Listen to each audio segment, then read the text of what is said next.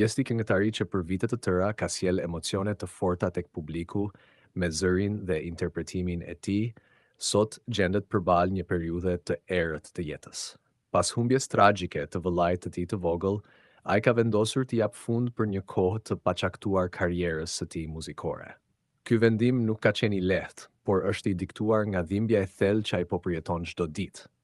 Për të, muzika nuk është thjesht art, është shpirti i tij. Por kur zemra është thyer, as zëri më i bukur nuk gjen forcën për të kënduar.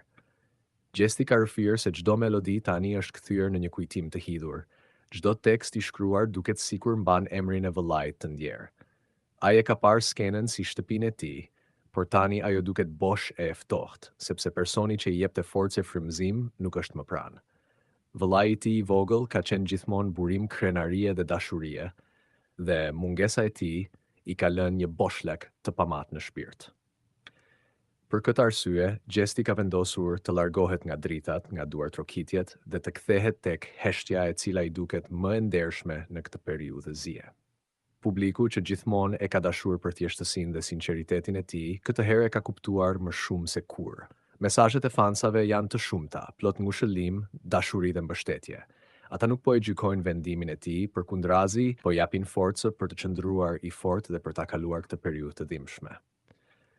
Shumë prej tyre kanë shprehur se edhe pse mungesa e tij do të ndihet shumë, dhimbja që ai po përjeton është diçka që meriton qetësi, kohë dhe respekt. Ky vendim i artistit tregon se pas një skene plot drita, qëndron një zemër që di të vuaj dhe një shpirt që lëndohet si çdo njeri tjetër. Shumë kush mendon se artistët janë gjithmonë të fortë, të buzëqeshur dhe të lumtur, por e vërteta është se ata e marrin fuqinë e tyre nga jeta dhe nga ata që duan më shumë.